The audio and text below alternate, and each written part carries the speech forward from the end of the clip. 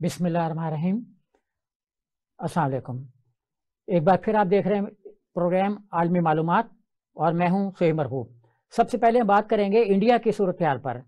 India میں پچھلے دنوں جوڈیشل میجسٹریٹ نے ایک ایسا فیصلہ دیا جس سے وہاں پہ ساری اپوزیشن نہ صرف متحد ہو گئی ہے بلکہ عالمی سطح پر بھی اس پر کافی مذمتیں کی جا رہی ہیں۔ ہوا یوں کہ 2019 میں نریندر مودی کے حوالے سے ایک بیان دیا راہل گاندھی نے۔ بیان کا لب لباب یہ تھا کہ یہ سارے مودی چور کیوں ہوتے ہیں یا چور مودی کیوں ہوتے ہیں۔ انہوں نے ریفرنس دیا للت مودی کا جو کئی ہزار ارب روپیہ لے کر جو ہے نا وہ غائب ہوئے ہیں۔ اسی طرح انہوں نے ذکر کیا نیرو مودی کا، وہ بھی کافی سارا پیسہ لے کر غائب ہیں۔ تو بیچ میں انہوں نے ایک نام لے دیا اور نریندر مودی۔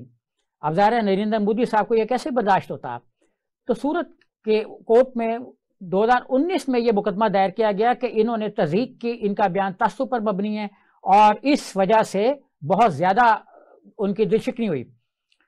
وہ یہ بھول گئی عدالتیں کہ بھارتیہ جنتا پارٹی بار بار خود راہل صاحب کے بارے میں کیا کہتے رہی ہے۔ ان کو وہ مولانا بھی کہتے رہے، ان کو پپو بھی کہتے رہے۔ یہ پارلیمنٹ میں بھی ہے جس کا جواب موئترا نے دیا تھا اپنی پارلیمنٹ میں، لوک سبھا میں، کہ پپو جو کہہ رہے ہیں اصل میں تو وہ خود پپو ہیں، کیونکہ انہوں نے ہر جگہ پہ کرپشن کیے، ہر جگہ پہ زوال کیا انڈیا کی ترقی کو، اور ان کا کوئی انڈیکیٹر سوشل جو ہے وہ کامیاب نہیں ہے۔ تو پپو تو وہ ہیں جو کام نہیں کر سکے۔ بہرکیف بھارتیہ جنتا پارٹی نے جو لیڈروں نے جو مقدمات دائر کیے تھے سورت کی چیف جوڈیشل میجسٹریٹ کی کورٹ میں، اس کا فیصلہ آیا 2 دن پہلے۔ اور مزیدار بات یہ کہ فیصلے کے آنے کے فوراً بعد جو وہاں کے لوک سبھا کے اسپیکر تھے انہوں نے 24 مارچ کو ایک نوٹیفیکیشن جاری کر دیا اور آئین کا آرٹیکل 102(1) کے تحت ڈسکوالیفائی کر دیا ان کو۔ اچھا، اس سے پہلے یہ تھا کہ کانسٹیٹیوشن میں کہ جب کوئی جرم ثابت ہوتا، کسی کو مجرم قرارتی کوئی کورٹ، تو اس کو 2 ماہ دیے جاتے تھے کہ 2 ماہ کے اندر اندر وہ نظر ثانی کی پیٹیشن کا دائر کر لے یا کوئی اور ایکٹیویٹی ایسی کر لے تاکہ اس کی رکن بچ جائے۔ اچھا، 2013 میں سپریم کورٹ نے انڈیا کی ایک ڈیسیجن دیا کہ جب کسی پہ جرم ثابت ہوتا ہے تو وہ مجرم کیوں، تو وہ مجرم جو ہے وہ لوک سبھا میں کیوں بیٹھے؟ مطلب ایک آدمی جس پہ جرم ثابت ہو چکا وہ کس طرح سے لوگوں کی نمائندگی کر سکتا ہے؟ اور 2013 کے بعد سے اب تک جو انڈیا کی سپریم کورٹ ہے وہ اس چیز کی طرف کمیٹڈ ہے کہ جتنے بھی رکن پارلیمنٹ بن رہے ہیں وہ بننے سے پہلے، بننے کے بعد اپنے اثاثے جو ہیں وہ انٹرنیٹ پر اپلوڈ کریں، اور اگر نہیں کریں گے تو میں بھی کہ ان کو ڈسکوالیفائی کر دیا جائے۔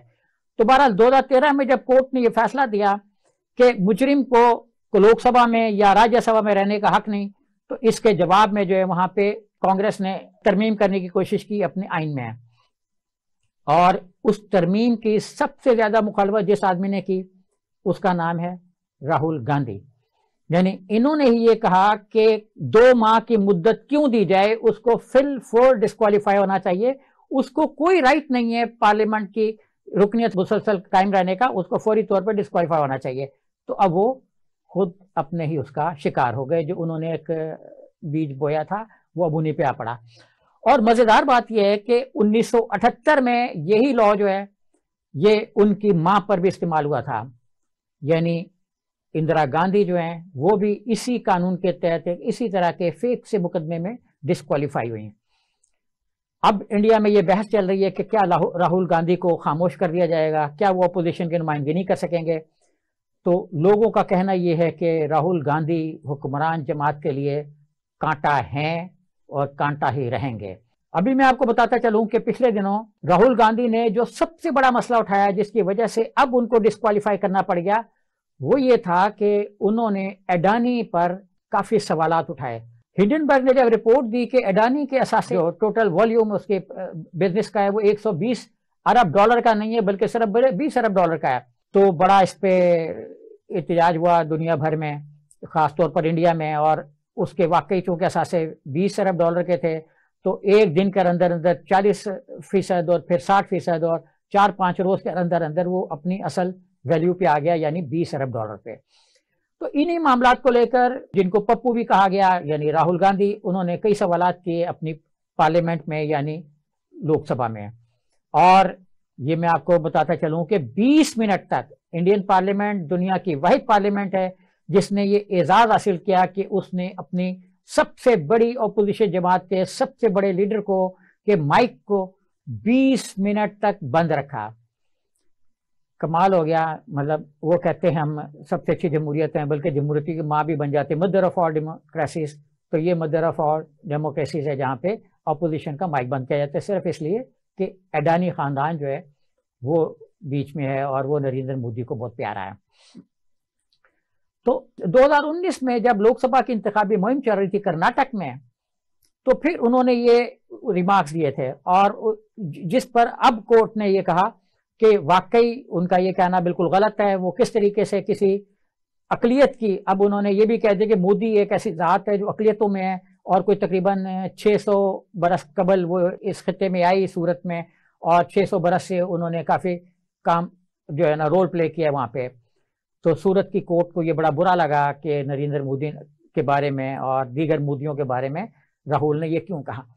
اچھا، اب اس میں انہوں نے جو سزا دی ہے وہ 2 سال کی سزا دی ہے، اور فوری طور پر ان کی ضمانت بھی منظور ہو گئی. فوری طور پر ان کو مطلب یہ بھی ہو گیا کہ وہ سزا کے خلاف سپیریئر کورٹ میں جا سکتے ہیں جب وہ جائیں گے.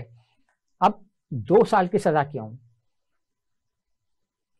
کانسٹیٹیوشن میں یہ چیز آ گئی جب سپریم کورٹ نے 2013 میں ڈیسیجن دیا، تو پھر یہ بات شامل ہو گئی کہ 2 سال کی سزا ہوگی تو آدمی اس مدت کے خاتمے کے بعد نیکسٹ ٹرم کے لیے نااہل ہوگا. یعنی راہل گاندھی صاحب 2 سال تک تو ویسے ہی نااہل ہو گئے جو ان کو قانون نے مجرم قرار دیا.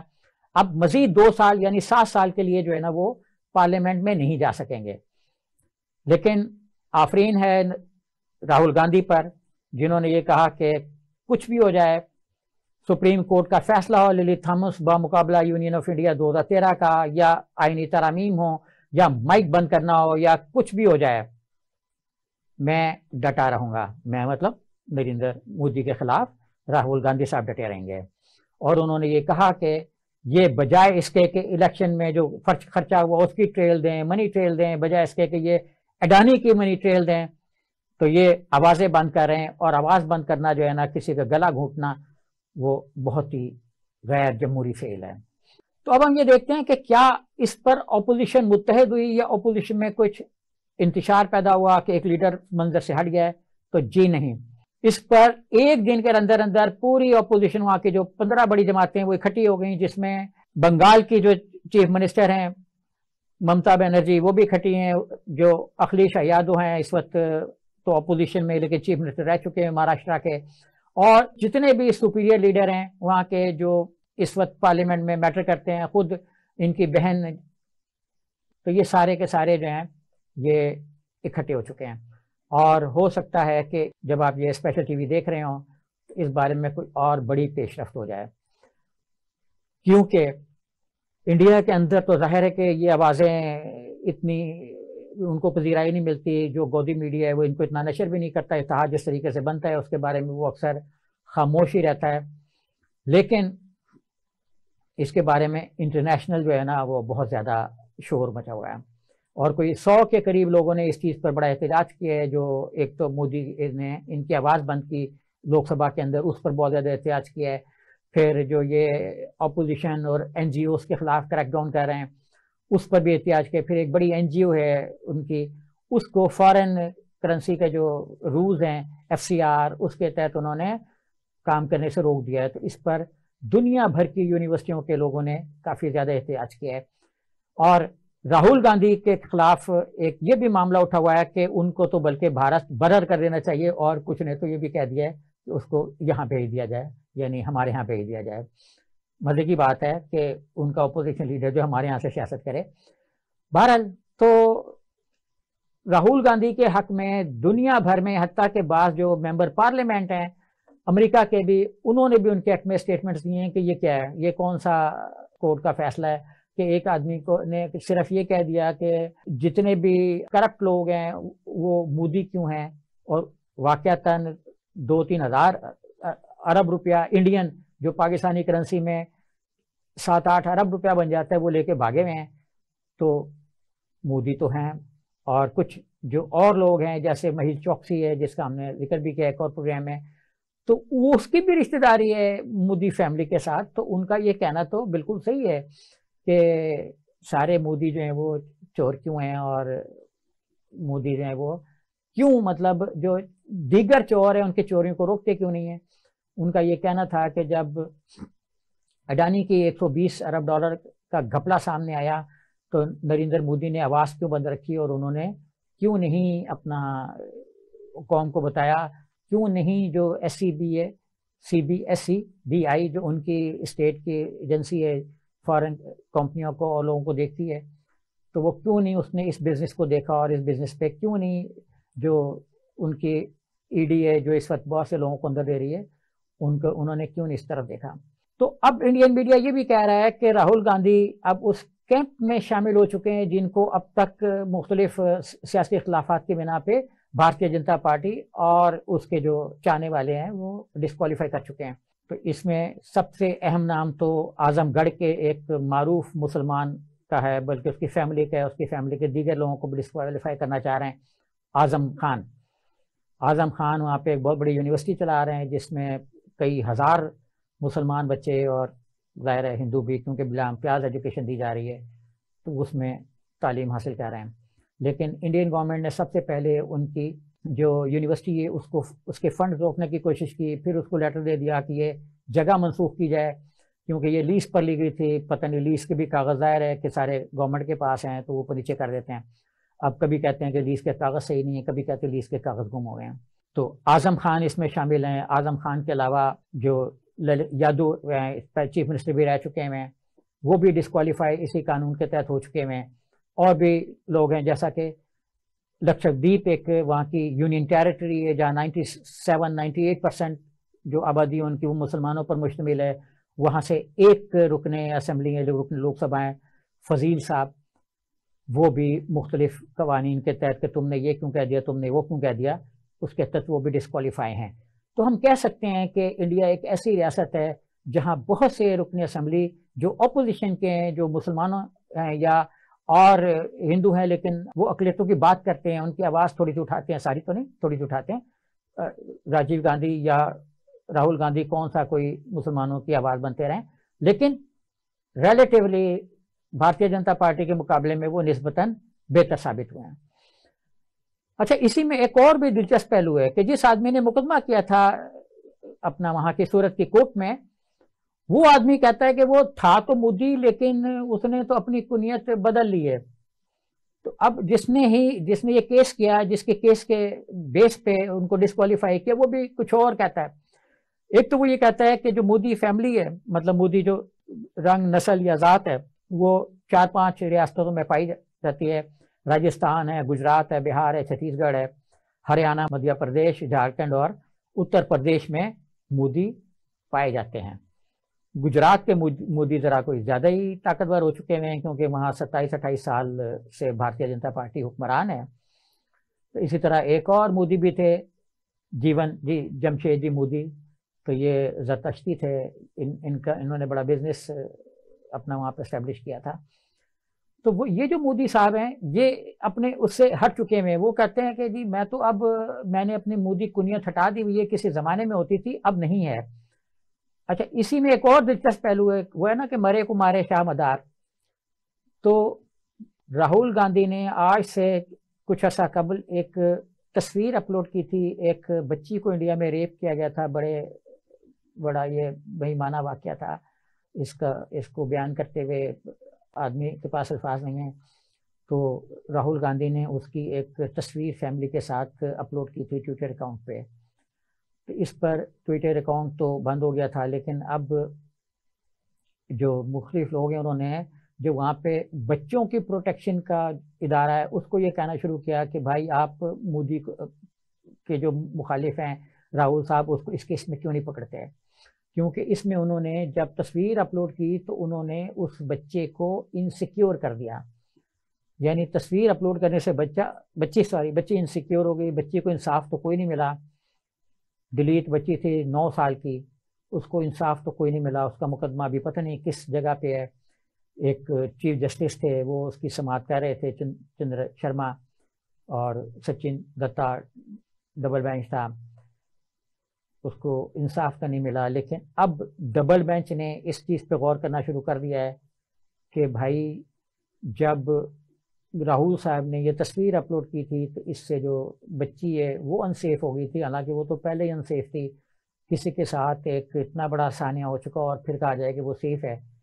تو اب راہل گاندھی کے خلاف اس کیس میں بھی کارروائی ہو رہی ہے کہ اور وہاں کا جو چائلڈ پروٹیکشن ہے ان کا لا جو ہے protection of children from sexual offences PASSCO act 2012 اس کے تحت اب ان کے خلاف کارروائی شروع ہو چکی ہے. اور ان کا یہ کہنا ہے کہ انہوں نے بچی کو انسیف کر دیا تھا. پھر ان کے خلاف ایک اور بھی مسئلہ اٹھا ہے جو انہوں نے سچ بول دیا تھا.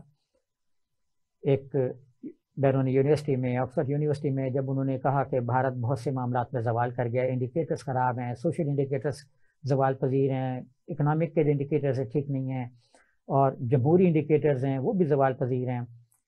تو اس کو لے کر انہیں یہ کہا جا رہا ہے، جیسا میں نے ذکر بھی کیا، کہ بھائی آپ تو پاکستان کی زبان بولتے ہو، پاکستانی چلے جاؤ.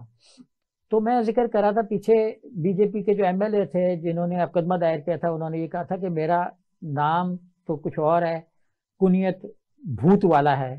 انڈیا میں کنیت بھوت والا بھی ہو سکتی ہے، کافی سارے بھوت وہاں پہ ویسے ہی پائے جاتے ہیں، خود بھارتیہ جنتا پارٹی میں بھی کچھ کم بھوت نہیں ہیں. تو بہرحال ان کی کنیت بھوت والا تھی. پھر انہوں نے بدل کر اپنے آپ کو مودی قرار دے دیا، یعنی سیلف میڈ مودی ہوئے نا، جیسے کوئی کہہ دے کہ ہم 6 بھائی ہیں، ایک بیٹا ہے، 2 شیخ ہیں. تو اسی طرح سے وہاں پہ بھی ایک مودی ہے، ایک بھوت والا ہے، اور باقی کچھ اور ہیں. تو جب انہوں نے اپنی کنیت ہی بدل لی، خود ہی اپنی کنیت کو ڈسون کر دیا، تو وہ کس طریقے سے جو ہے نا اس کیس میں گئے اور ان کی کیس کو کس طریقے سے کورٹ نے بھی سنا. اور اوم برلا جو وہاں کے لوک سبھا کے اسپیکر ہیں، انہوں نے بھی 3.5 منٹ نہیں لگائے اور ان کو ڈسکوالیفائی کر دیا. اچھا، اب جو میں نے پیچھے ذکر کیا جو وہاں کے ممبر پارلیمنٹ تھے محمد فضیل، ان کا معاملہ جو ہے وہ کیرالا ہائی کورٹ نے ان کے حق میں فیصلہ دیا ہوا ہے. کیرالا ہائی کورٹ نے محمد فضیل کے حق میں فیصلہ دیا ہوا ہے کہ ان کی رکنیت بحال کی جائے. یہ ان پر جو ایلیگیشنز ہیں وہ بالکل بیکار ہیں اور یہ جو قانون کے ایک زاویہ ہے اس کی زد میں نہیں آتے. لیکن جو اوم برلا صاحب ہیں ان کو ابھی یہ آواز نہیں پہنچی، نہ کورٹ کا فیصلہ پہنچا ہے، نہ فضیل صاحب کی آواز پہنچی ہے، اور وہ ابھی اس نشے سے باہر نہیں آئے جسے اکثریت کا نشہ کہتے ہیں، میجورٹیرینزم جو انڈیا میں اس وقت چھا رہا ہے، جس کو کہتے ہیں کہ جی اکثریت کی جمہوریت. حالانکہ اصل جمہوریت وہ ہوتی ہے جس میں لوگ تمام جو آ رہے ہیں ان کا احترام کریں، لیکن اکثریت کی جمہوریت جو ہے اس تک ابھی یہ آواز نہیں پہنچی. اور الیکشن کمیشن نے ان کی سیٹ پر الیکشن منسوخ کر دیا ہے، لیکن اسپیکر نے رکنیت بحال نہیں کی. تو کیس دونوں ایک جیسے تھے، راہل گاندھی کے اور محمد فضیل صاحب کے، لیکن انڈیا کورٹ جو ہے وہ اپنے حساب سے چلتی ہے اور ڈرامائی فیصلے کرتی ہے جس کی کسی کو کچھ سمجھ نہیں آتی. تو معزز ناظرین، اب ہم لیں گے ایک چھوٹا سا وقفہ، وقفے کے بعد حاضر ہوتے ہیں.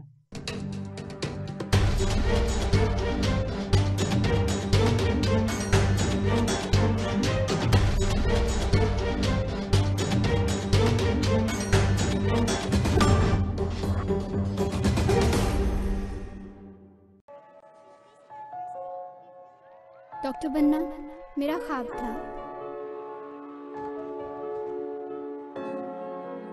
الحمدللہ پورا ہوا. انجینئر بننا میرا شوق تھا. الحمدللہ میں کامیاب ہوئی. ہمارے خوابوں کو پورا کیا نساء گرلز کالج نے. نساء girls colleges, ultimate environment, highly qualified faculty, purpose-built campus, air-conditioned classrooms اور لیبارٹریز، جدید ترین کمپیوٹر لیب، شاندار لائبریری، آرام دہ کیفیٹیریا، ہیوی ڈیوٹی جنریٹرز اور ٹرانسپورٹ کی سہولت کے ساتھ نساء گرلز کالجز داخلے جاری ہیں. F S C pre medical, pre engineering, I C S, I com, F A, B com, B S C, B A. Nisa girls colleges adjacent Hira C N G, G T road Kharian. Phone 053-7611-897 up to 99.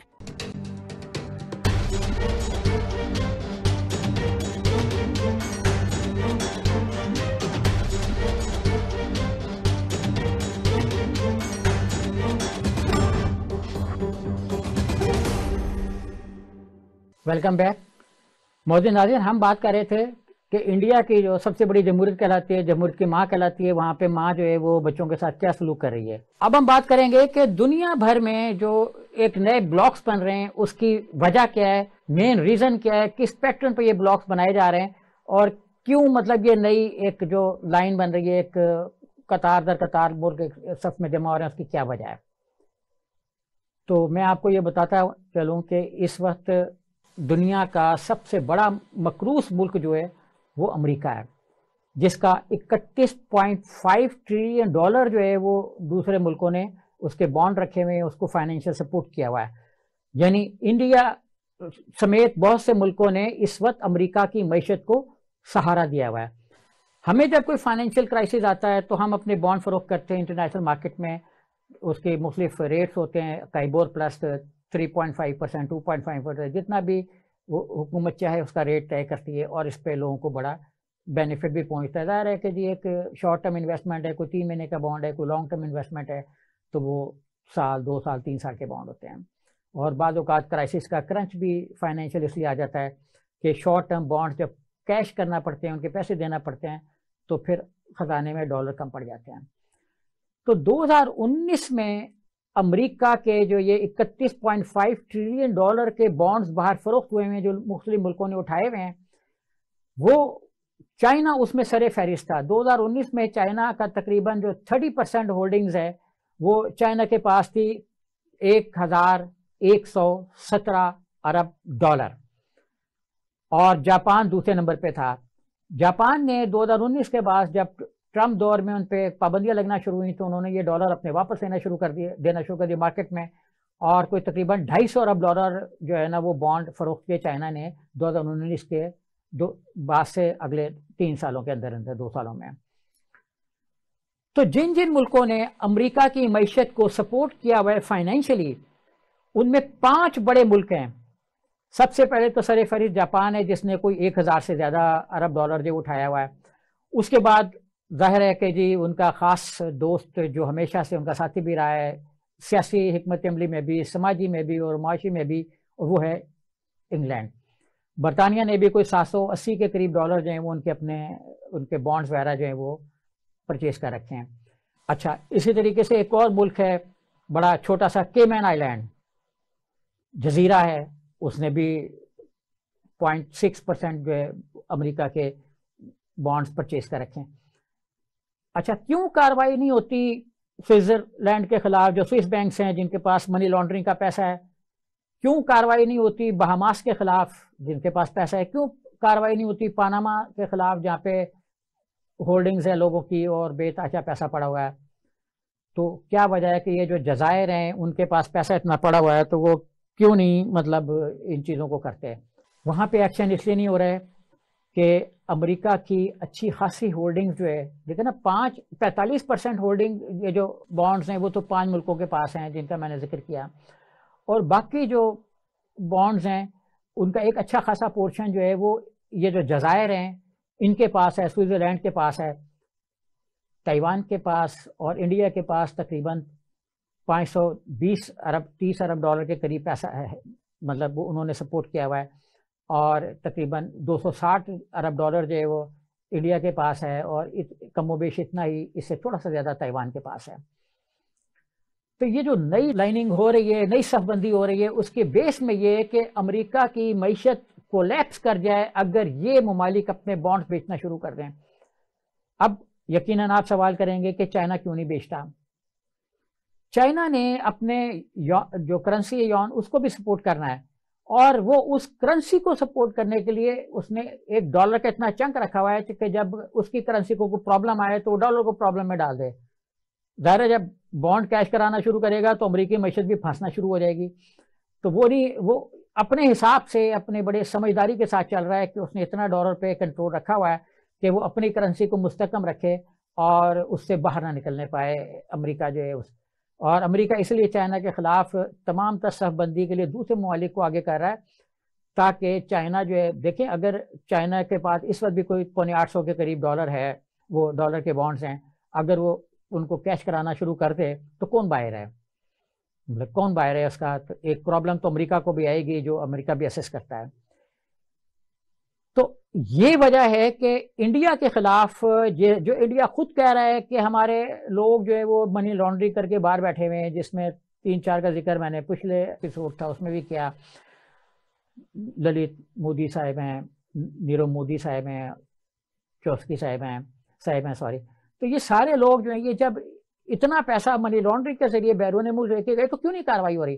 جب امریکہ کو یہ پتا ہے کہ جزائر جتنے بھی ہیں وہاں پہ منی لانڈرنگ ہو رہی ہے، وہاں پہ پیسہ مختلف ملکوں کا پھینکا جا رہا ہے، اور ایک بیان یہ بھی ہے کہ کوئی $5 ارب یومیہ کی کرپشن ہو رہی ہے، اس کا بڑا پیسہ جو ہے وہ ان بینکوں میں جا رہا ہے. تو خاموشی کیوں ہے؟ فیٹف خاموش کیوں ہے انڈیا کے بارے میں بھی اور ان ملکوں کے بارے میں بھی؟ اس لیے کہ ان ملکوں نے بھی یہ جو جزائر ہیں جن کو سمجھا جاتا ہے کہ منی لانڈرنگ کا گھر ہیں، چور کے پیسے کا سیف ہیون ہے، تو اس سیف ترین جو ہیونز بنے ہوئے ہیں وہاں پہ بہت زیادہ پیسہ وہاں سے امریکہ کے بانڈز میں بھی انویسٹ ہوا ہے. اب سوال یہ پیدا ہوتا ہے کہ امریکہ کے بانڈ کیا اتنے فائدہ مند ہیں کہ $31.5 ٹریلین کے بانڈ لوگوں نے خرید رکھے ہیں؟ کوئی اس کے تقریباً 48.5% بانڈ جو ہیں وہ امریکہ نے خود خریدے ہوئے ہیں، باقی جو ہے وہ دیگر ملکوں نے خریدے ہوئے ہیں. تو کیا یہ اتنا پریسٹیجس مطلب بانڈز مارکیٹ ہے امریکہ کی؟ جی نہیں. امریکہ کی بانڈ منڈی میں کوئی فائدہ نہیں ہے لوگوں کا، کوئی فائدہ نہیں ہے ملکوں کا جو یہ بانڈ خرید رہے ہیں. اس کی وجہ یہ ہے، مین ریزننگ یہ ہے کہ بانڈ کا جو پروفٹ ہے وہ 4.5% سے 6% تک ہے، مختلف ان کی جو شکلیں اس کے مطابق. اب 6% تو کرنسی ڈی ویلیو ہو جاتی ہے، تو کیوں مطلب انڈین کرنسی اتنی ڈی ویلیو ہوئی، کیوں انڈیا نے $260 ارب کے قریب بانڈ میں انویسٹ کیے ہوئے ہیں، اور کیوں نہیں بانڈ کو کیش کرواتا جب اس کو معلوم ہے کہ انڈین کرنسی گر رہی ہے؟ جب اور بھی ایسے ملکوں نے اس میں انویسٹمنٹ کی ہوئی ہے جن کو یہ معلوم ہے کہ ان کی کرنسی گر رہی ہے اور ڈالر ان کو پروفیٹیبل نہیں رہا، ڈالر کے جو یہ بانڈز ہیں یہ پروفیٹیبل نہیں رہے، 6% مارجن کے ساتھ کہاں کوئی چیز پروفیٹیبل رہتی ہے؟ اس سے زیادہ تو مارکیٹ میں انفلیشن آ رہا ہے، تو کیوں نہیں بیچ رہے؟ یقینی طور پر اس کا پس منظر یہ ہے کہ ان کو اس فائنینشیل جو سپورٹ وہ امریکہ کو دے رہے ہیں اس کے بدلے میں ان کو پولیٹیکل سپورٹ چاہیے. جیسا کہ ہم نے ایک پچھلے پروگرام میں امریکہ کی اسٹیٹ ڈپارٹمنٹ کی رپورٹ کا بڑا تفصیل سے ذکر کیا اور ایک ایک بات اس میں کھول کر بیان کی. امریکہ کو خود پتہ ہے کہ انڈیا میں کیا ہو رہا ہے اور سب سے بڑی جمہوریت جو ہے وہ سب سے بری جمہوریت بنی ہوئی ہے، تو فیکٹف کے حملوں سے بچایا جا رہا ہے. میں آپ کو یہ یقین سے کہتا ہوں کہ پچھلے سال بھی یہ اخبارات میں شائع ہوا کہ فیٹف کا اگلا نشانہ ہندوستان ہوگا، کیونکہ ہندوستان سے بے تحاشا منی لانڈرنگ ہو رہی ہے.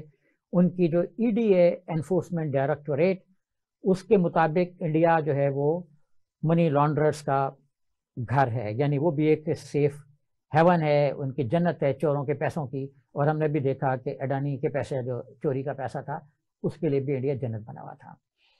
تو یہ پولیٹیکل سپورٹ مل رہی ہے ان کو پیسے کے بلبوتے پہ. ہم بھی اللہ کرے کبھی اس قابل ہو جائیں کہ امریکہ کے بانڈ خریدیں، پھر ہم دیکھیں گے کہ انٹرنیشنل جو سین ہے سیاسی اس میں ہماری کیا ساتھ بنتی ہے. بہرکیف دعا کرتے ہیں کہ پاکستان کی بھی معیشت بہتر ہو جائے. اب ہم پیرس چلتے ہیں.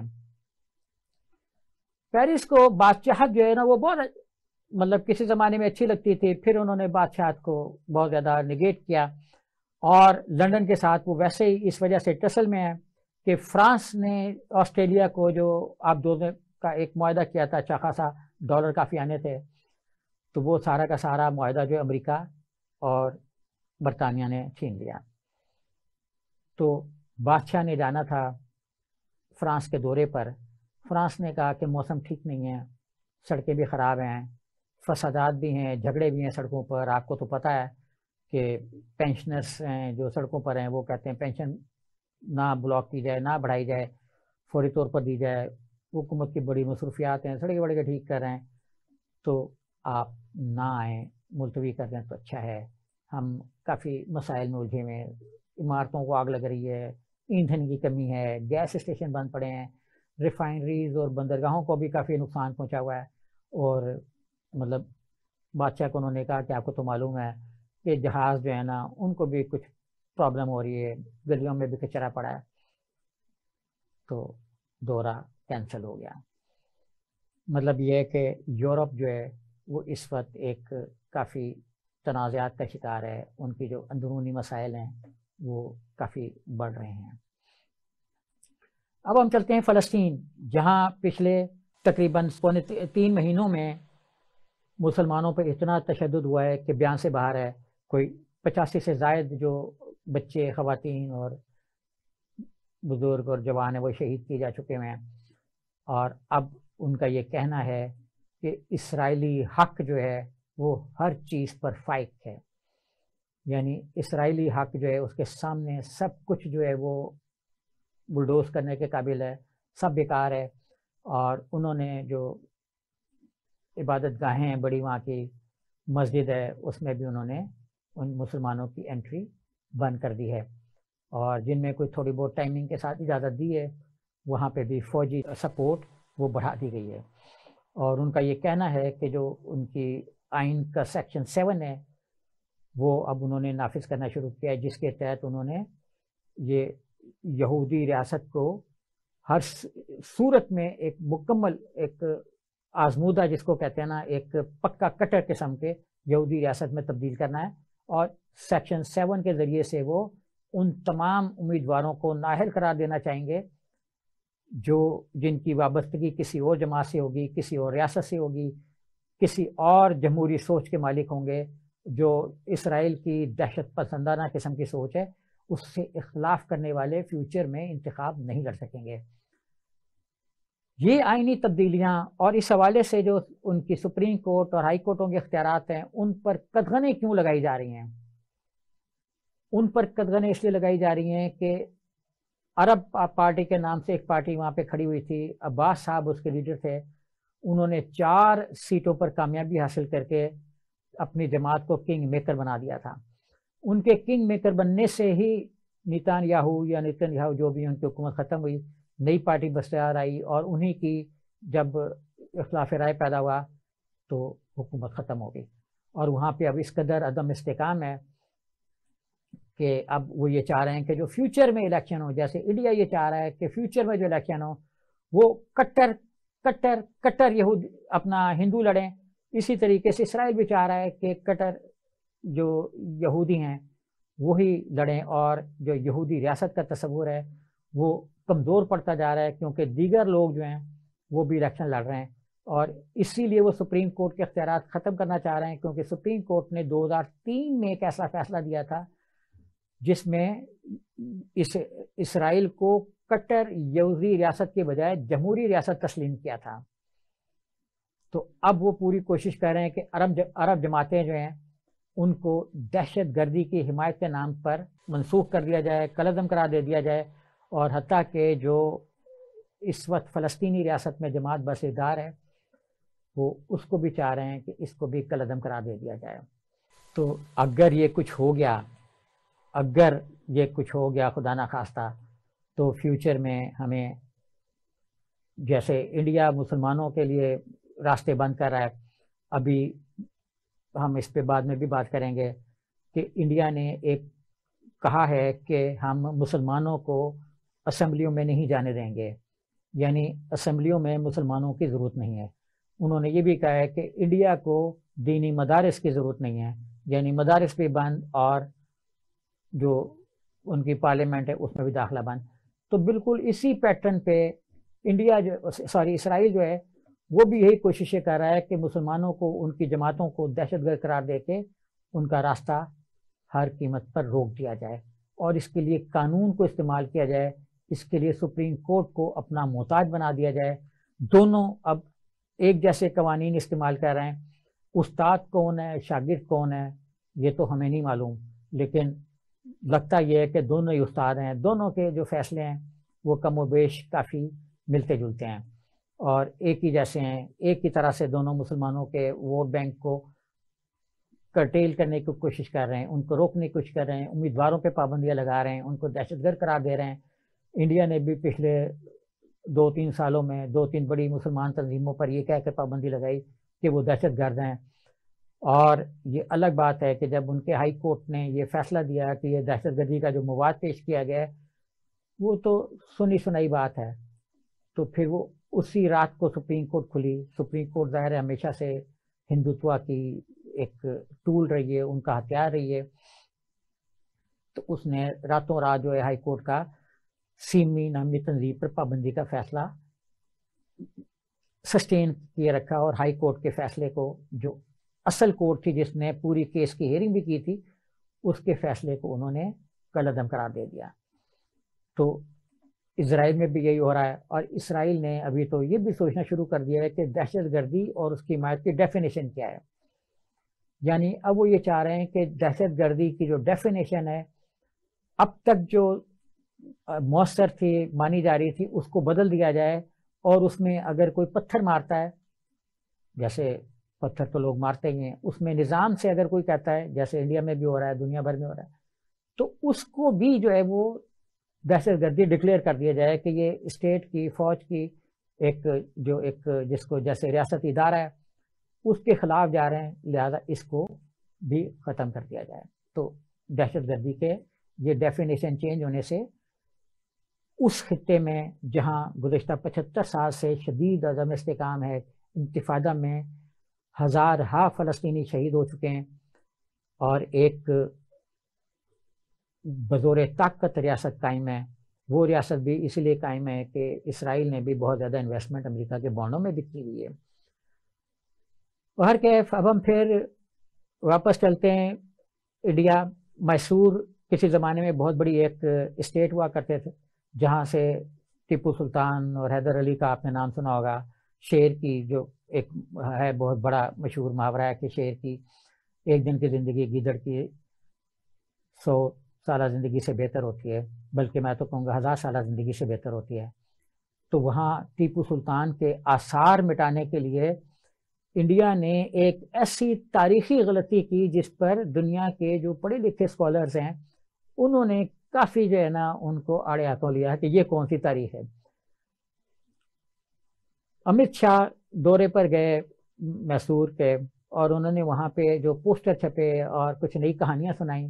وہ کہانیاں یہ تھیں کہ حضرت ٹیپو سلطان کی شہادت انگریز کے ساتھ لڑتے ہوئے نہیں ہوئی، بلکہ ٹیپو سلطان کی شہادت کوئی وہاں پہ اڑی گوڑا نامی اور ننجے گوڑا نامی 2 کریکٹر ہیں، انہوں نے کہیں ان کو شہید کیا. اور مورخین نے پھر یہ بھی کہا کہ ٹیپو سلطان کا کی شہادت کا واقعہ جو ہے وہ اس میں، اور ان کی اڑی گوڑا صاحب جو ہیں، یا کچھ دیوی بھی وہ کہتے ہیں کہ دیویوں کے ساتھ لڑائی میں بھی ان کی شہادت ہوئی، تو وہ ان کی پیدائش میں بھی 10-20 سال کا فرق ہے. تو بی جے پی کا جو یہ جھوٹا اور بے سروپا بیانیہ ہے یہ بہت طریقے سے وہاں پہ پھیلایا گیا. انہوں نے وولگا، وہاں پہ دلت کریکٹرز ہیں، وولگا قبائلی لوگ ہیں، اور وولگا کی ایک مطلب ذات ہے جو دلتوں کی ایک سب کاسٹ بھی کہہ سکتے ہیں. ان میں جو کریکٹر ہیں جیسے جنگجو ہوتے ہیں، یا میٹافر ہوتا ہے، کہانیاں بنی ہوتی ہیں، مختلف قصے کہانیوں میں لوگ آئے ہوتے ہیں، جیسے داستان الف لیلا ہے. اسی طریقے سے وہاں بھی یہ وولگا میں کچھ کریکٹر تھے جن کا میں نے ذکر کیا، یہ بنا لیے گئے انہوں نے. اور اس کے لیے وہاں پہ کرناٹک میں امت شاہ صاحب پہلے گئے، نریندر مودی صاحب بعد میں گئے، تو ان کو انہوں نے بتانا تھا کہ دلتوں کے ان ووٹوں کو لینے کے لیے ہم ان کے اندر سے 2 کریکٹر پیدا کرتے ہیں، ان کو ایک پہچان دیتے ہیں انڈیا میں، تاکہ وہ ٹیپو سلطان کا جو ایک وہاں پہ امیج ہے، ایک ووٹ بینک ہے، اس کو ختم کیا جائے. جب یہ سارا تماشا ہو گیا تو وہ کالیکا یا وولکا جو بھی لوگ تھے ان کے اندر سے بھی ہوئی کہ یہ کیا چیزیں ہیں آپ لوگ کر رہے ہیں. انٹرنیشنل اور نیشنل جو ہسٹورینس تھے انہوں نے بھی اس کی کافی مذمت کی، اور جو یہ نام رکھے گئے مختلف علاقوں کے ان پر کافی طنز بھی ہوا کہ یہ تو فرضی کریکٹر تھے جن کو میسور کی سابقہ ریاست کے بارے میں یہ کہانی بنائی گئی کہ یہ ٹیپو کی سلطان کی شہادت کے ذمہ دار ہیں. تو وہ یہ قصے کہانی جو ہے یہ کچھ ہی عرصے میں ہوا ہو گئی. تو انڈیا میں آپ کو اسی سے یہ بھی بتاتا چلوں کہ انہوں نے اپنے کورسز میں خاص طور پر میڈیکل کے اور انجینئرنگ کے جنہوں نے آگے جا کے بڑے بڑے ادارے بنانے ہوتے ہیں، ان کے نصاب میں یہ شامل کر دیا ہے کہ اسلام ہی دنیا کا واحد وہ مذہب ہے، نعوذ باللہ جو دہشت گردوں کا مذہب ہے۔ جب اس پر احتجاج ہوا، جب یہ کمیٹی بیٹھی اس کورس کو چینج کرنے کے لیے، تو حیرت انگیز طور پر کمیٹی کے جو ہیڈ ہیں ان کو بھی نہیں پتا تھا کہ یہ نصاب میں تبدیلی ہونے والی ہے، اور وہاں کے جو جتنے بھی فیکلٹی تھی اس کی ممبر انہیں اس پہ احتجاج بھی کیا۔